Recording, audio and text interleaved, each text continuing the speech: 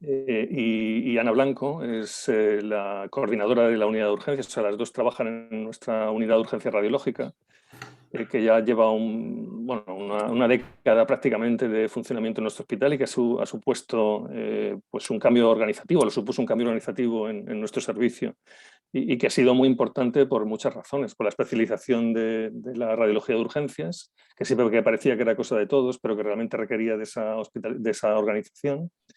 Y por otro lado, pues ha sido muy importante porque también ha cambiado nuestra forma de trabajar y el soporte que ha dado a todo el servicio. La urgencia siempre es en cualquier hospital y en el nuestro pues también lo es, el sitio donde más radiología se hace. Bueno, y ambas pues han trabajado mucho y muy bien, han organizado, pues son las responsables de esa organización durante todo este tiempo de la pandemia. Y Juanita siempre ha estado muy interesada en muchas cosas. Es una persona enormemente inquieta y curiosa y eso pues tiene traducción en muchas cosas en fin, con todas nuestras limitaciones, pero de lo que hoy Juanita nos va a hablar es una demostración de eso. Nosotros hemos trabajado en el hospital durante toda esta pandemia. Siempre, en cuanto hablo un poco, ya me pongo afónico. Pero hemos trabajado mucho centrados desde muy al principio, precisamente porque no teníamos ningún tipo en fin, de posibilidad de atender a estos pacientes como los atendían en China, ¿no? Nosotros lo único que podíamos hacer eran radiografías.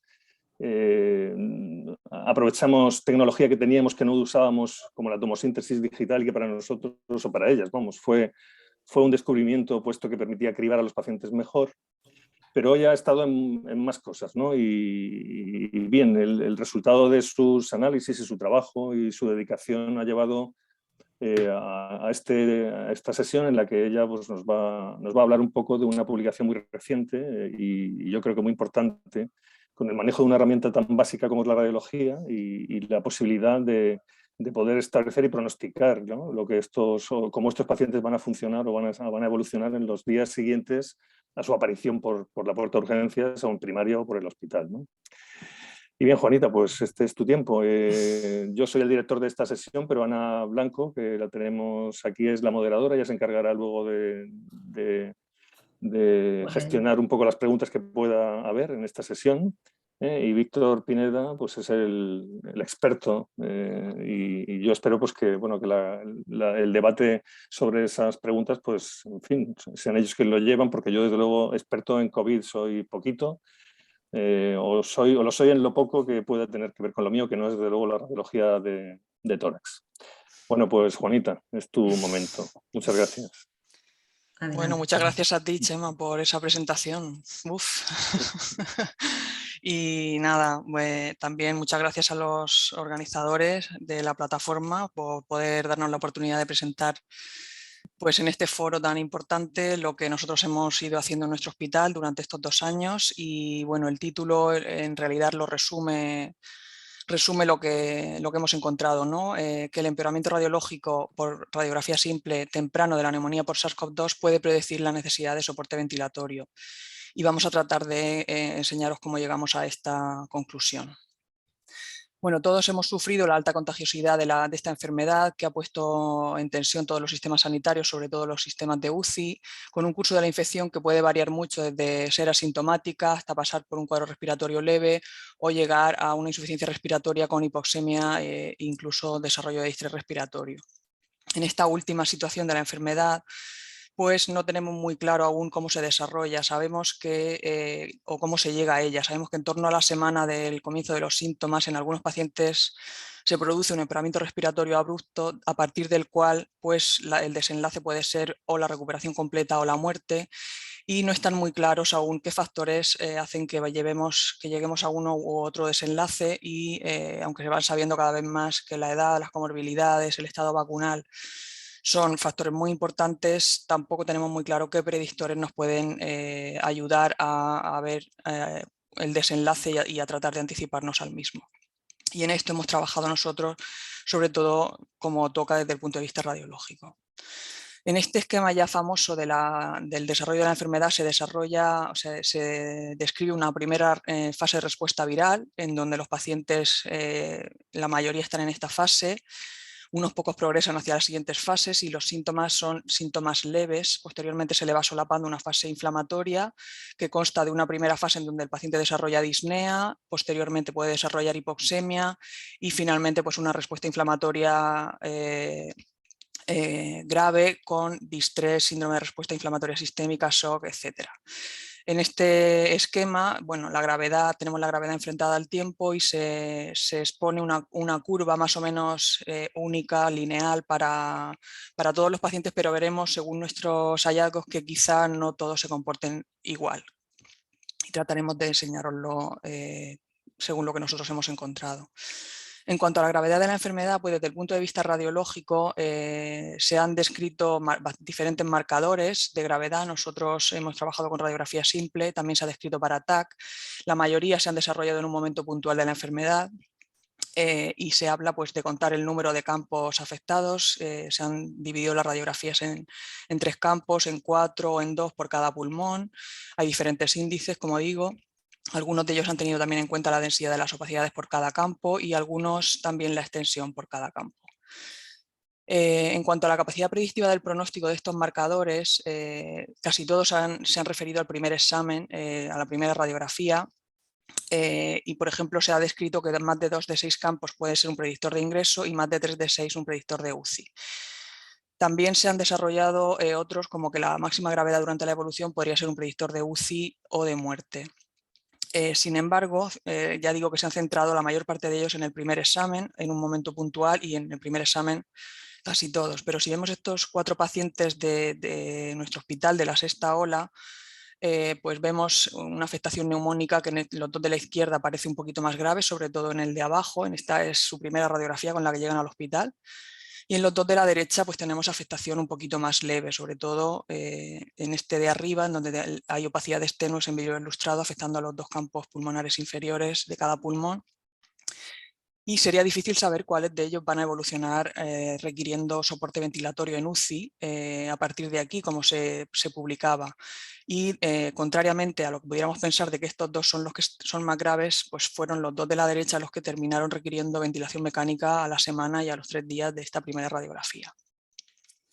De manera que creemos que realmente en el primer momento puede tener una discriminación limitada sobre el pronóstico. Además, obliga a calcular la gravedad en cada radiografía y no permite anticiparse a la evolución, porque ya vamos a dar el dato de gravedad en el momento en que se haya presentado esa gravedad.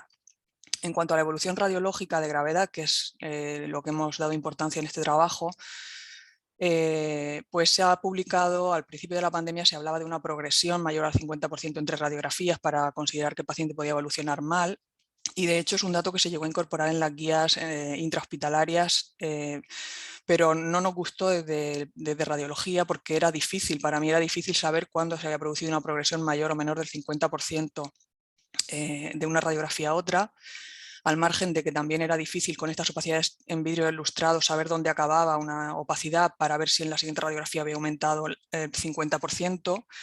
Y por otra parte, pues consideraba lo mismo si una de 1 centímetro había pasado a 1,5 que si 3 campos pulmonares había progresado luego a 4,5, cuando obviamente pues, la gravedad no parece la misma. Y tampoco se tenía en cuenta en este índice el tiempo que transcurría entre radiografías para hablar de esa progresión del 50%.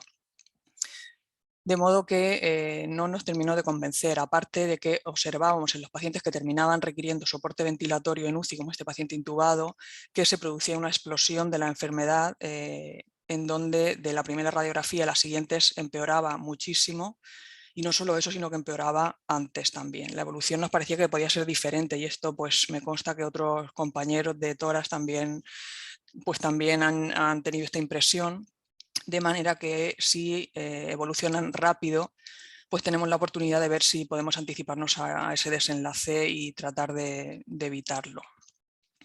Así, con esta hipótesis de que en la afectación pulmonar por SARS-CoV-2 la evolución radiológica puede proporcionar una información pronóstica más robusta que la que proporciona la radiografía inicial, Nuestro objetivo ha sido analizar si un empeoramiento rápido de la neumonía en los primeros días de la evolución tiene un valor predictivo sobre la necesidad de soporte ventilatorio en UCI. Para eso, lo que hicimos fue utilizar dos muestras, una de exploración y otra de validación.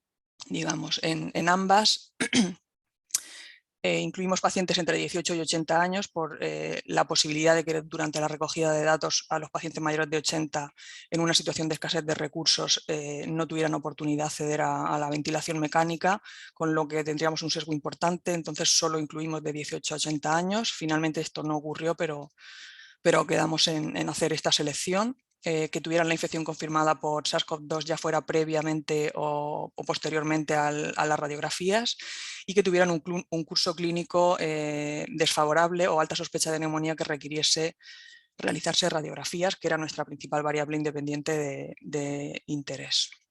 Así, utilizamos una primera muestra que correspondió a los pacientes ingresados en la primera ola, que se incluyeron de forma consecutiva, a los que se les realizó bien una o bien dos radiografías, la segunda siempre portátil para evitar el contagio intrahospitalario, y a partir de la primera podían mejorar y no necesitar más, o requerir UCI y tampoco necesitar más, con lo cual esas radiografías post ventilación mecánica ya no se consideraron para el estudio.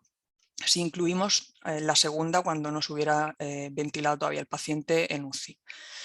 Si se confirmaba nuestra hipótesis de que la segunda radiografía iba a ser más relevante para predecir la evolución que la primera, trataríamos de validarlo en una segunda muestra, en este caso obtenida de la segunda y tercera olas, en pacientes que ya en este momento se consideró seguir ambulatoriamente a pesar de tener neumonía, pero que no tenían criterios de ingreso, y estos fueron los que compusieron nuestra muestra, en los que no evolucionaron clínicamente bien, porque a partir de la primera radiografía, en donde no se ingresó al paciente y se pudo volver a casa y seguir el seguimiento y mantener el seguimiento ambulatorio, fueron evolucionando mal y requirieron una segunda radiografía en el mes siguiente a la primera. Como nuestro objetivo era valorar qué aportaba la segunda respecto a la primera, nuestra condición fue que tuvieran al menos una segunda radiografía realizada. A partir de aquí ya sí que podían ingresar o volver a casa si la evolución o si no había criterios de ingreso. Entonces estas fueron nuestras muestras para el estudio. Las variables no radiológicas, pues la principal fue la necesidad o no de ventilación mecánica en la evolución de la enfermedad, por supuesto el género, la edad y las comorbilidades, y en los pacientes que ingresaron de la primera ola, de los que ingresaron de la primera ola y la primera muestra, los marcadores inflamatorios en sangre y los de oxigenación, la SAFI.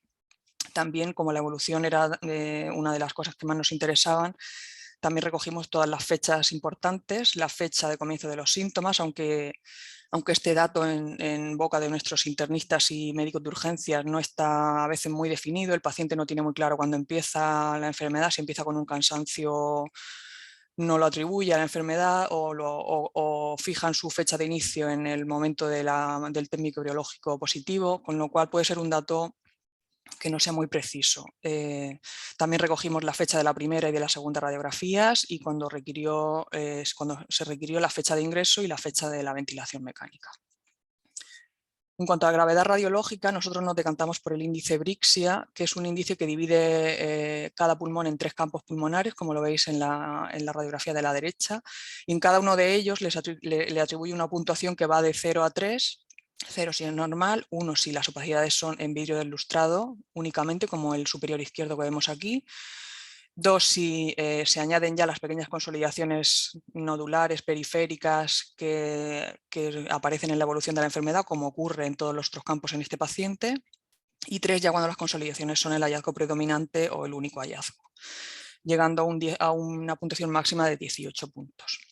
Nosotros lo medimos en la primera ola, y la medición le hicimos 3 radiólogos para comprobar, lo primero de todo, que el índice era reproducible. Fuimos 2 radiólogas de urgencias con 8 años de experiencia en radiología de urgencias y desde el comienzo de la pandemia en COVID, y un residente de tercer año. También lo hicimos para la segunda radiografía de los pacientes ingresados, que fue la radiografía portátil, y a partir de aquí, si éramos reproducibles, extenderíamos la aplicación a todas las radiografías realizadas a los pacientes que venían ya en el resto de olas por todos los radiólogos.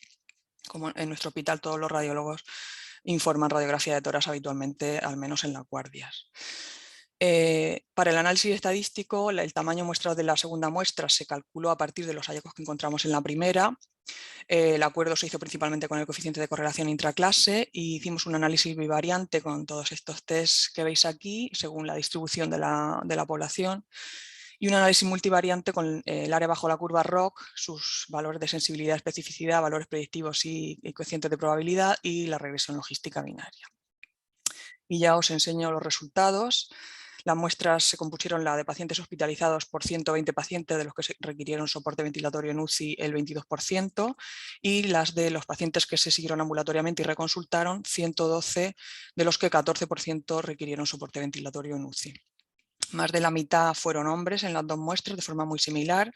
La edad también fue muy parecida entre las muestras, 55 y 56 años, y tuvieron un porcentaje mayor de comorbilidades en la primera muestra. El periodo de recogida de datos, pues el que veis aquí abajo para cada una de ellas, entre 3 y 4 semanas de la primera y de la segunda, tercera olas. En cuanto al grado de acuerdo, que fue, como digo, lo primero que valoramos, pues para el índice Brixia 1, que es el de la primera radiografía con el que el paciente viene y se le detecta neumonía, entre los 3 observadores tuvimos cifras bastante buenas, con un dato de 0,812 de coeficiente de probabilidad, de coeficiente de correlación intraclase, perdón, entre los que peor datos se obtuvo para la primera radiografía, y para la segunda el índice subió incluso un poco, a pesar de ser portátiles, a 0,9. Se hizo en este caso entre 2 de los observadores anteriores. También en este sentido, los desarrolladores del índice Brixia aportan un dato de reproducibilidad bastante bueno, con un kappa en su caso de 0,8. A partir de aquí, pues ya proseguimos con el estudio, vimos que éramos reproducibles y seguimos adelante. Nos permitió ver cuál era la distribución de la enfermedad, a la que ya estamos bastante acostumbrados todos, pero pues descubrimos que en la primera radiografía el área más frecuentemente y más gravemente afectada es el campo pulmonar medio derecho, con 82% de los pacientes afectados en la primera radiografía y un índice Brixia que en este caso tenía este valor en este campo, y a continuación se seguía por el campo inferior derecho y por el inferior izquierdo. También nos permitió valorar cómo evolucionaba la enfermedad. Estos 3 campos se mantenían durante los días de evolución y posteriormente vimos que entre el 5.º y el 10.º día alcanzaba la mayor gravedad el campo medio izquierdo, y posteriormente los campos superiores ya a partir del 10.º día, cuyo pico de gravedad se alcanzaba en este periodo, sobre todo en el lado derecho. Siempre fue más grave la enfermedad en el lado derecho. Esto también es una conclusión a la que han llegado otros trabajos. En cuanto a qué nos ofrece la radiografía respecto a la probabilidad o no de necesitar ventilación mecánica al paciente, pues como hemos visto, el campo medio derecho, que es el que más gravemente y más frecuentemente se afecta al comienzo de la enfermedad, fue el único que fue significativamente diferente en la primera radiografía entre los 2 grupos.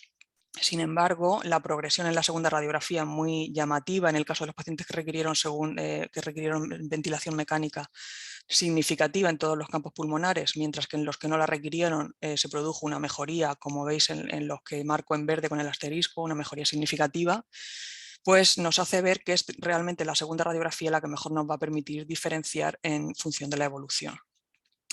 También en este sentido, la segunda radiografía, el índice Brixia, en nuestro caso de la segunda radiografía, se correlacionó mejor con otros marcadores, como la PCR, pues tuvo una mejor correlación que la primera, con la SAFI, como vemos, a mayor gravedad en la radiografía, menor cifra de oxigenación que la primera, y también con la rapidez de necesitar ingreso del paciente.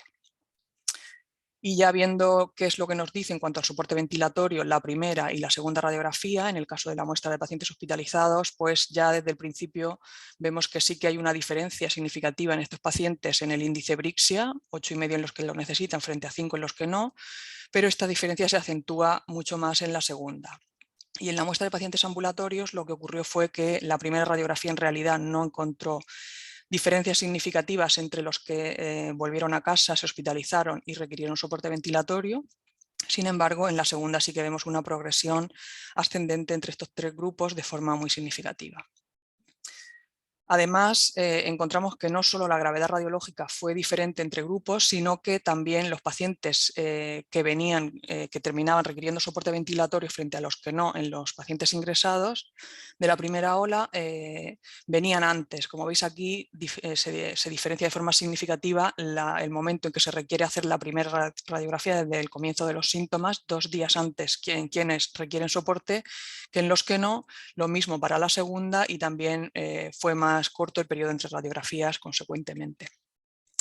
Esto en el caso de la muestra de pacientes que reconsultaron de la muestra 2 se vio que se mantuvo significativamente estas diferencias para la segunda radiografía y el periodo entre radiografías, pero esto quizá lo veamos más claro en una gráfica en la que enfrento la gravedad radiológica según el índice Brixia a los días de evolución. Entonces tenemos diferentes destinos que he clasificado según los colores y en la primera muestra el paciente vino al día 8 con un índice Brixia de 5 cuando no requirió soporte ventilatorio, únicamente hospitalización, mientras que el que requirió soporte ventilatorio en UCI vino 2 días antes con un Brixia de 8,5. En la evolución, sin embargo, este primer paciente mejoró 2 días más tarde, mientras que el primero, el que requirió soporte ventilatorio, empeoró de forma muy significativa también 2 días más tarde. Y en la segunda muestra de pacientes seguidos ambulatoriamente, que defino con esta especie de halo, vemos que los Brixias iniciales de la primera radiografía son muy similares entre sí, no hay diferencias entre ellos, y tampoco en los días en los que consultan, entre el quinto y el sexto. Vemos que la P, en cuanto al índice Brixia 1 y al tiempo que pasa entre el inicio de los síntomas y la primera radiografía, no hay diferencias significativas, lo vemos muy cerca todo. Pero fijaos qué ocurre cuando valoramos la segunda radiografía. Vemos que nos separa muy bien entre los que vuelven a casa, los que se hospitalizan y los que terminan necesitando soporte ventilatorio. Por lo que creemos que el índice Brixia 2 de la segunda radiografía diferencia mucho mejor entre la evolución que el primero. También pudimos ver que, salvo 6 pacientes que en la primera muestra ya requirieron soporte ventilatorio con la primera radiografía, pasaron directamente a UCI, en el resto nos anticipamos con la segunda, pues el que antes requirió soporte ventilatorio lo requirió un día o más tarde de la segunda radiografía, en la primera muestra, y en la segunda 3 días o más tarde. También viendo un poquito la nube de puntos que nos dibujan las medianas de estos índices Brixia, pues podemos intuir las líneas de tendencia dibujadas. Esto sí que es ya una aproximación, pero vemos que en los que van bien se podría considerar que esta sería la evolución, mientras que en los que van mal parece que sigue una evolución no solo más grave, sino más adelantada. Así como vemos, es importante tanto la progresión de la enfermedad en gravedad como la rapidez con la que consultan estos pacientes, diferenciando así los grupos, en este caso de la segunda muestra, que van mal respecto a los que van bien. Entonces, si utilizamos una variable que que incluya las 2 variables más importantes, la gravedad radiológica y el tiempo entre radiografías, en este caso, que puede ser un dato bastante objetivo, más que de qué día comienzan los síntomas, pues tenemos la tasa de empeoramiento radiológico diaria, que es la variable que consideramos mejor para discriminar entre estos 2 grupos, porque en los pacientes que van mal tendremos un denominador mayor que hace referencia a la progresión en gravedad de la enfermedad, restando el índice Brixia segundo del primero, y en el denominador tenemos los días entre radiografías. Así también tenemos clasificada la gravedad por unidad de tiempo, y este dato en realidad lo que está reflejando es la pendiente de estas 2 curvas que nos puede ser útil desde el principio de la neumonía. Entonces, utilizando la tasa de empeoramiento radiológico diaria como marcador de gravedad, pues vemos cómo nos diferencia entre los que no requieren y los que sí requieren soporte ventilatorio en las 2 muestras de forma muy significativa, con tasa de empeoramiento radiológico de 2,5 o 2 en los que terminaron requiriendo soporte ventilatorio, frente a una tasa negativa incluso en aquellos pacientes que empeoran, o de 0. Que mejoran, la tasa negativa fue en los que mejoraron la segunda radiografía respecto a la primera, o de 0 en los que se siguieron ambulatoriamente y se pudieron ir de vuelta a casa. Además, si ponemos este marcador de gravedad en función de periodos de 5 en 5 días en las dos muestras, lo que vemos es que estas diferencias ya se nos ponen de manifiesto muy pronto, en los 5 primeros días de evolución de la enfermedad hasta que se realiza la primera radiografía, con lo cual podemos ver muy precozmente estas diferencias en la evolución de la enfermedad. A partir entre el 5.º y el 10.º día también se pueden ver estas diferencias, pero ya parece que se aproximan más entre ellas las gráficas. Y lo mismo más o menos nos ocurría con la segunda muestra.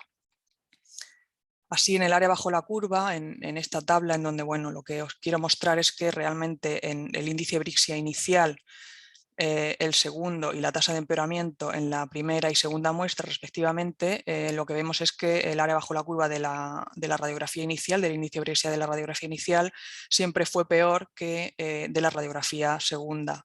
Y la tasa de empeoramiento también, que es el parámetro que más nos gusta, pues muestra áreas bajo la curva muy altas y de hecho pues esta tasa no va a depender del momento en que se ha realizado la segunda radiografía, como si lo va a depender pues el propio índice Brixia de la segunda radiografía. Entonces, utilizando el umbral de 1,33 que nos salió para las dos muestras como el óptimo, encontramos que en la primera tenemos sensibilidad y especificidades por encima del 90% para discriminar en los que necesitan y los que no soporte ventilatorio en UCI, y cocientes de probabilidad positivo y negativo, la verdad que bastante buenos. Estos datos caen un poco en la segunda muestra, pero siguen siendo valores de sensibilidad y especificidad bastante buenos, mejores incluso que los que, en este caso de la especificidad, que los que nos muestra la segunda radiografía. Pero como digo, siempre es mejor la evolución radiológica que la primera radiografía en nuestro trabajo. Así, en esta gráfica representando la tasa de empeoramiento en las dos muestras frente a los días de evolución, lo que podemos ver es que si trazamos el umbral de 1,3, pues en aquellos que no requirieron soporte ventilatorio, esta tasa siempre se mantuvo por debajo de este umbral en las dos muestras, mientras que los que lo requirieron, casi todos estuvieron por encima del umbral en los 10 primeros días de evolución de la enfermedad.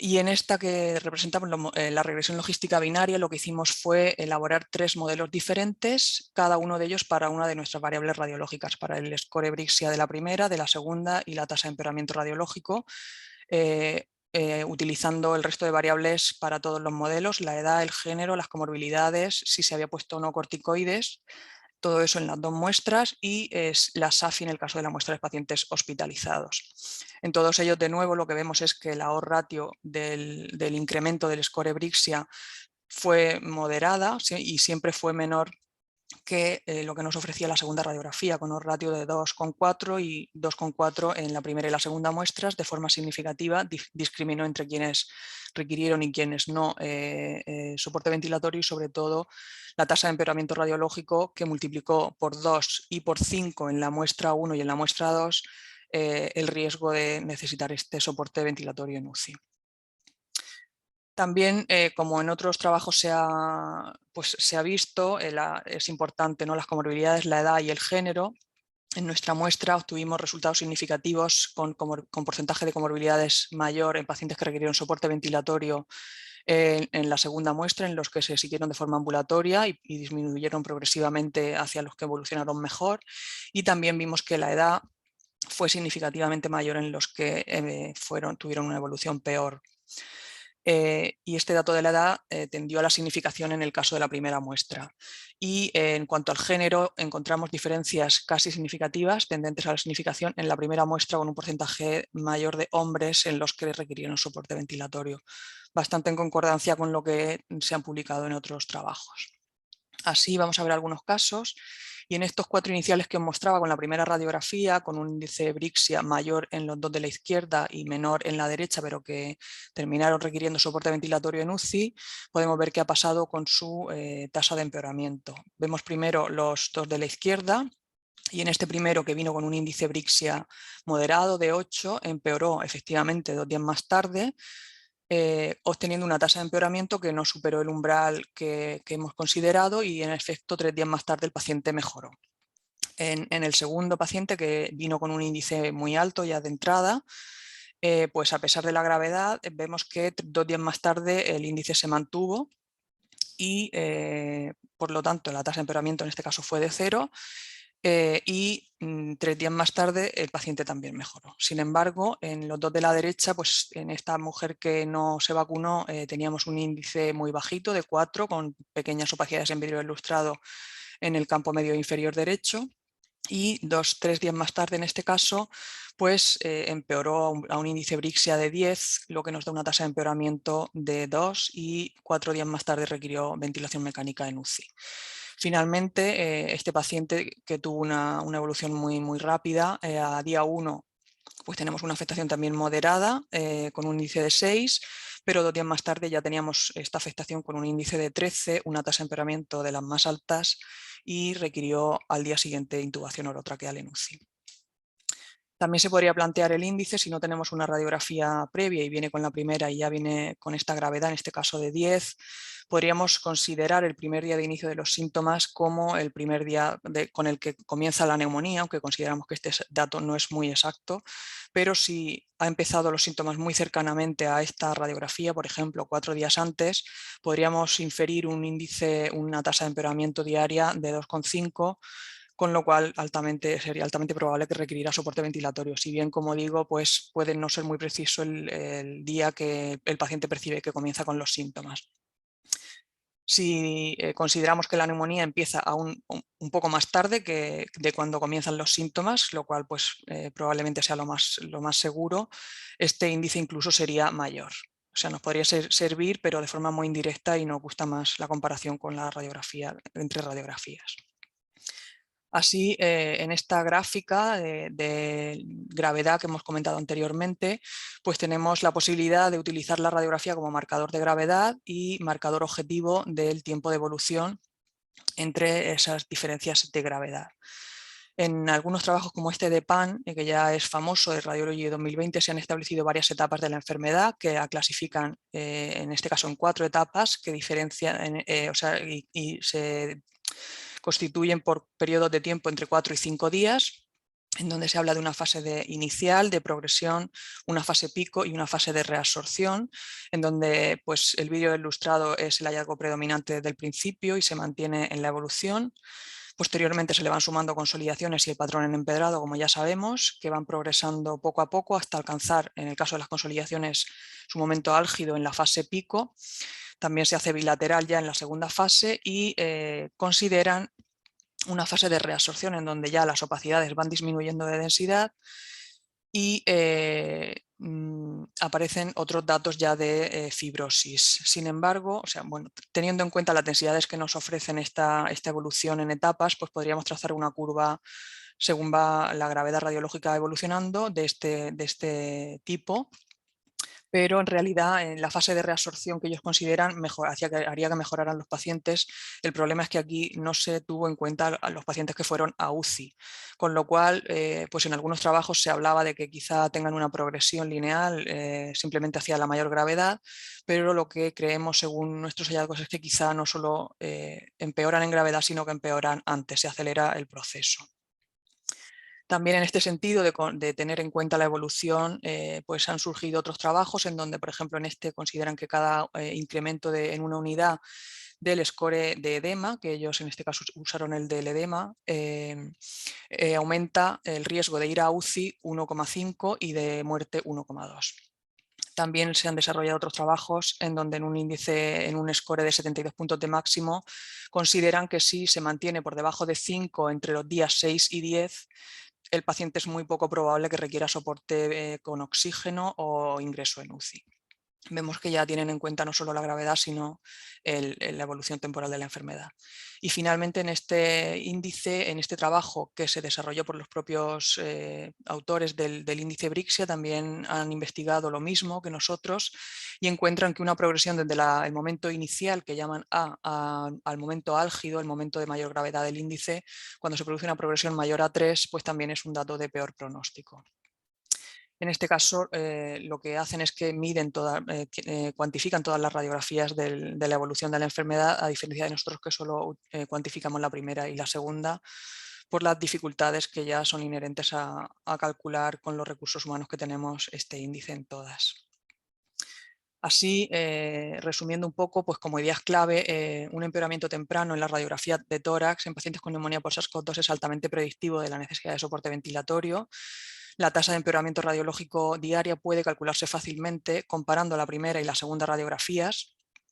Recomendamos, como ya hicimos nosotros desde la tercera ola, seguir radiológicamente a estos pacientes en torno a los 2-3 días desde la primera radiografía con neumonía, al menos en los que denominamos pacientes vulnerables, ancianos o con comorbilidades, por el riesgo de la evolución tan rápida que pueden tener.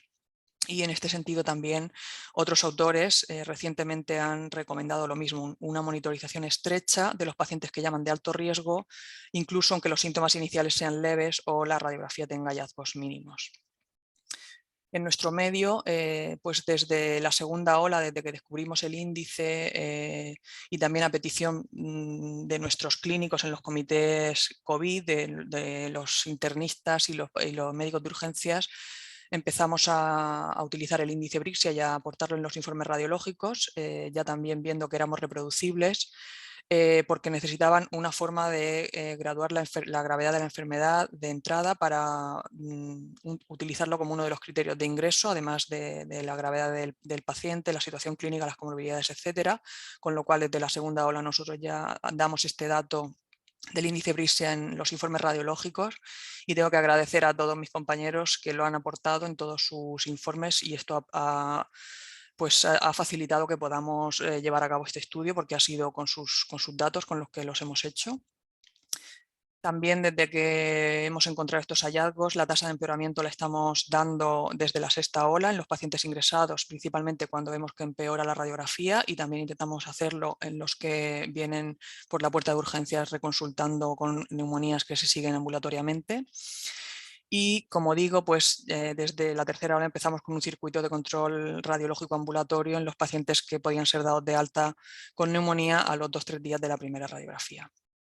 Y finalmente, pues como conclusión, lo que he repetido toda la charla, ¿no? Que el aumento diario mayor a 1,3 puntos de la escala Brixia al comienzo de la neumonía por SARS-CoV-2 aumenta la probabilidad de requerir ventilación mecánica. Y bueno, pues hemos tenido la suerte de que nuestro trabajo ha gustado en European Radiology y nos lo han publicado también este mes de enero, y nada, pues queríamos compartir con vosotros los hallazgos. Aquí tenéis la bibliografía y muchas gracias por vuestra atención. Quedo a vuestra disposición.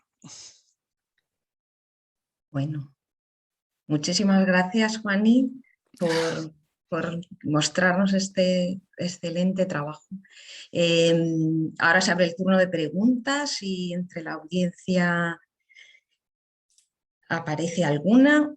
Yo, entre tanto, bueno, como lo hemos vivido de cerca y tú has estado en este comité COVID, y entonces es súper interesante, la verdad, y me gustaría, aunque ya nos lo has comentado, pero claro, los pacientes quizá lo que no podían ingresar todos, como hemos visto, pues desde el manejo en muchísimos sitios, pues fue el paciente se veía, si en ese momento no requería ingreso, a casa, ¿no? Pero claro, ¿qué pasaba con esos pacientes que se iban a casa, verdad? Entonces, que nos comentaras un poco esto, ¿no? Cómo surgió esta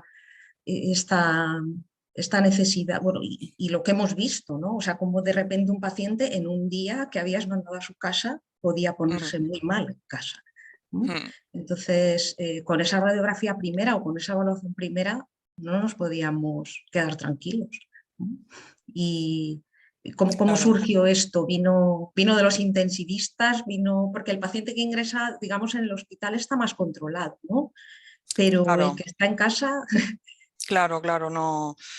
Bueno, teniendo ya el índice, la posibilidad de analizar los datos que teníamos teniendo los índices Brixia, que esto permitió pues llegar a estas conclusiones y aplicarlas sobre la marcha conforme íbamos viendo la importancia que tenía, pues en los comités COVID se iba hablando de las medidas que se iban a ir implementando, y fue en la tercera ola cuando ya se estaban tratando de forma ambulatoria estos pacientes, pero empezábamos a ver la cantidad de pacientes que íbamos a tener que controlar de forma ambulatoria, porque no se ingresaban muchos de ellos, y y un poco ya habiendo explotado con antelación estos datos de lo que nos aportaba la segunda radiografía y viendo la evolución que podían tener algunas veces estos pacientes, pues a mí me plantearon un poco que querían un índice para decidir a quiénes ingresaban y a quiénes no, porque su miedo era que el hospital no pudiera aguantar una sobrecarga de pacientes tan importante.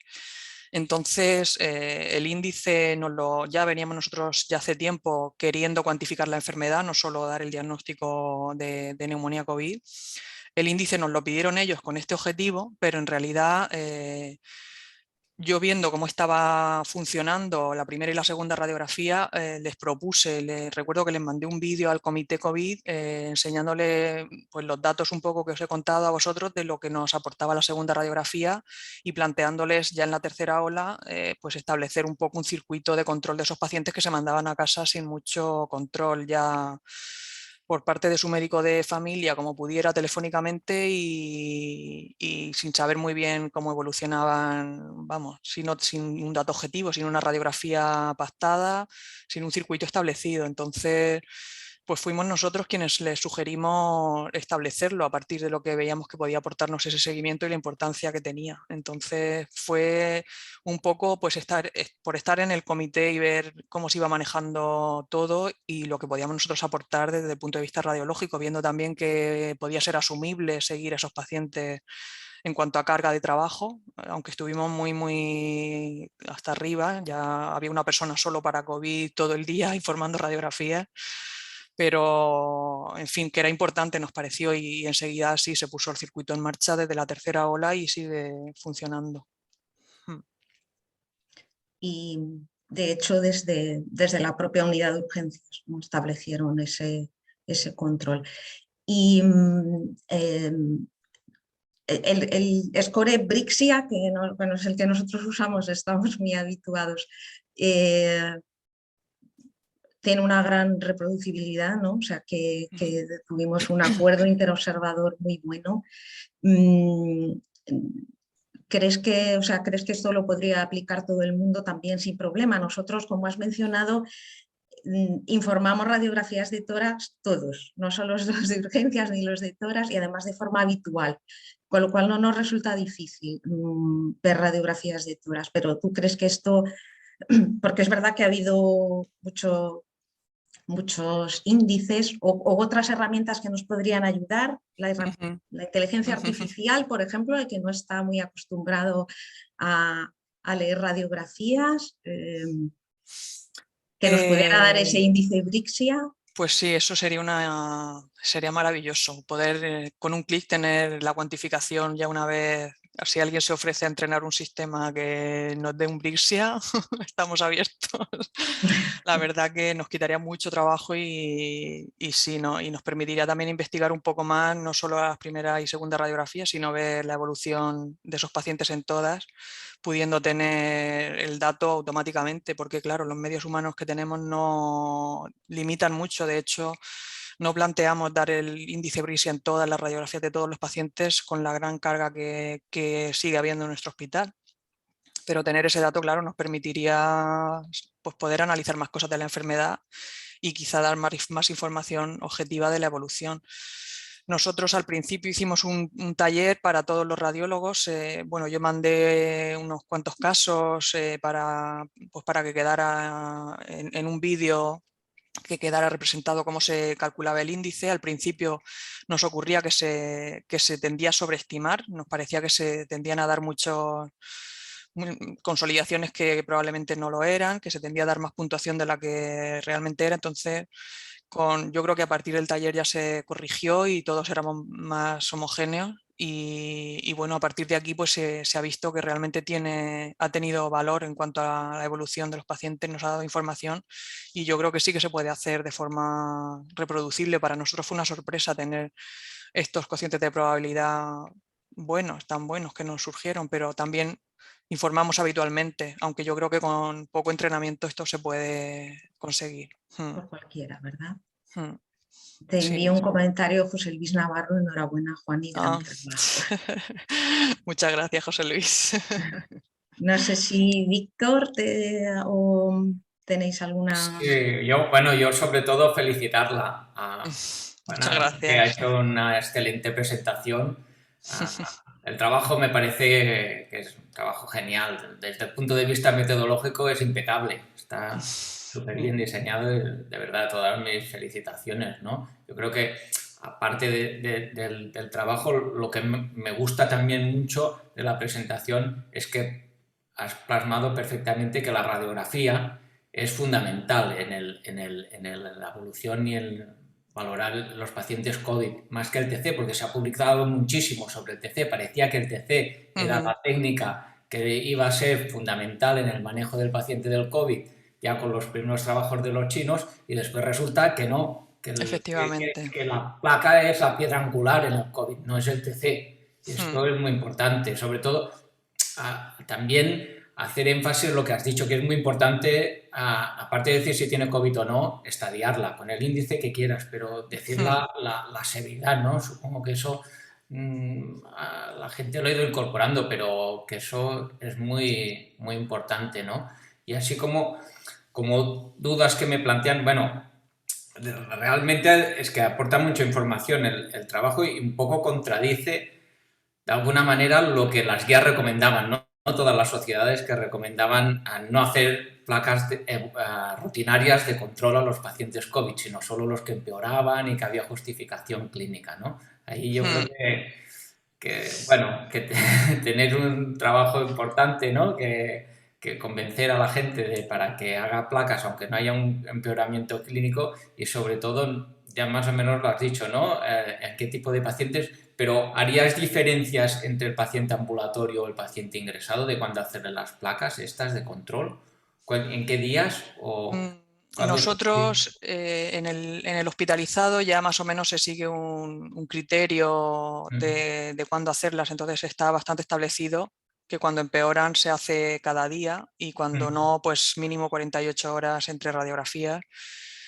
Y bueno, quizá lo intentaría aplicar más para el ambulatorio, que ya en nuestro trabajo vimos que quedaba un poco ahí a criterio de cuando el paciente venía y de hecho pues tardaba mucho más en hacerse la radiografía hasta que él consideraba que tenía síntomas y que no se encontraba bien para volver. Entonces, pues bueno, 2-3 días en los que tienen neumonía. A lo mejor si ya con una radiografía segunda ves que ha mejorado, pues ya no requiere más. Si mejora, ni siquiera se vuelve a valorar presencialmente. En nuestro circuito se manda a casa y ya está. Y se libera la urgencia también de esa carga.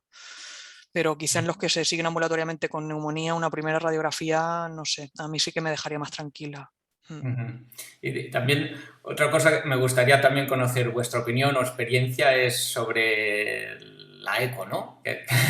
Sí, ¿qué pensáis, no? Que hubo un momento que parecía que la eco pues que iba a entrar de forma importante, ¿no? En el seguimiento de estos pacientes, y, que incluso se llegaron a comprar ecógrafos y tal para el área de primaria y tal. No sé si creéis que sirve para el paciente ambulatorio, si solo es para el paciente de la UCI, si vosotros tenéis experiencia. ¿Qué os parece? La verdad que nosotros en eso no llegamos a hacer. Se planteó y tal por ser una enfermedad que afecta a la periferia y que pues podríamos verla desde el principio y tal, pero no llegamos ni a empezar a trabajar aquí. En UCI la utilizan pues para detectar neumotoras, para derrames, pero no tampoco para, yo creo que para ver la evolución de la enfermedad aquí no se ha llegado a iniciar. No tenemos experiencia, ¿no? Y en cuanto a las radiografías, ¿crees que hay diferencias entre los pacientes según las variantes que han ido apareciendo? ¿Habéis visto que unas evolucionan más rápidas o no? ¿Sirve el índice la tasa de evolución? ¿Crees que es aplicable igual para la Delta que para la Omicron o para las diferentes variables? Pues no lo hemos medido en realidad. La verdad que esto fue entre la primera y la tercera olas que teníamos, pues las variantes que teníamos, pero yo pienso que probablemente sí que sirva igual, que los que vengan con una enfermedad leve, quizá porque estén vacunados, es lo que vemos nosotros, que lo que marca quizá la gravedad es más el estado vacunal que la variante, porque la Omicron para nosotros también cuando llegan sin vacunar vienen pues bastante con neumonía. Los que vienen sin vacunar casi, o sea, sabemos que la neumonía va a ser de un no vacunado casi siempre. Entonces, probablemente sí, porque yo creo que refleja la enfermedad, o sea, la inflamación propia del huésped que desarrolla ante el germen, pero la verdad que es algo que no hemos cuantificado como tal, aunque estos casos que os enseñaba son de la sexta ola todos.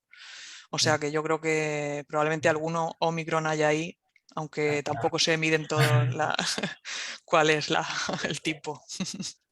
Pues muy bien, Juana, yo, bueno, felicitarte, es que me parece muy interesante, realmente pone de manifiesto la importancia de seguir la evolución por radiografía de una enfermedad que tiene una evolución muy variable, que no todos los pacientes evolucionan igual, que a veces es imprevisible y que realmente pues la radiografía de tórax, como has enseñado, aporta mucha luz sobre el tema. Sin más, te paso a Chema, si quieres. Bueno, pues Muchas muchas gracias a los tres, muchas gracias a ti, Juanita, por tu presentación, magnífica, magnífica como siempre. Y yo lo que haría es dar unas pequeñas, un resumen muy esquemático, muy telegramático, ¿no? De lo que ella ha dicho, ¿no? La radiografía inicial y la gravedad de la radiografía inicial nos ha contado no era un parámetro adecuado para saber cómo un paciente iba a evolucionar, y algunos ejemplos nos ha mostrado sobre eso, que era importante también poder tener un modo de establecer esa gravedad y poderla controlar en el tiempo. Ya también nos ha contado que los modos porcentuales no eran muy correctos y probablemente scores como el Brixia, que es el que ha utilizado ella y ha utilizado nuestro servicio, es adecuado. Habrá otros también, pero para nosotros ha sido adecuado, con una alta concordancia entre los observadores. Nos ha enseñado que es su logro, este TED, ¿no? Que parece también algo muy mediático, ¿no? Ese nombre de TED, ¿no? Pero que es la tasa de empeoramiento diario y bueno, como con ello uno puede tener una idea más o menos cercana y más o menos segura de cuál va a ser la evolución del paciente en los próximos días. Y yo terminaría con una última, y es la importancia, también se ha dicho aquí, ¿no? Y se ha remarcado, también lo ha dicho Víctor hace un momento, la importancia de la radiografía de tórax. La radiografía de tórax además es nuestra herramienta, es la que utilizamos, es probablemente la prueba que más tenemos en nuestros servicios de radiología, la radiografía de tórax, pero que también es muy importante que los servicios de radiología funcionen como tales, que funcionen conjuntamente, que tengan modos de actuar conjuntos, que yo creo que también, Juanita, ha sido y tú lo has dicho cuando has dicho que hemos utilizado los Brixias de nuestros radiólogos informando en urgencias, todos en conjunto, y que es muy importante que nosotros tengamos nuestro puesto decisivo dentro del cuidado de los pacientes, ¿no? Y eso lo hacemos como servicio, no lo hacemos como personas individuales ni como personas que trabajan por su cuenta, sino que lo hacemos como servicio. Bueno, pues muchas gracias a los tres, muchas gracias Juana, Ana, Víctor, muchas gracias y bueno, igual nos vemos pronto todos. Hasta luego. Hasta luego. Gracias. Buen día. Adiós.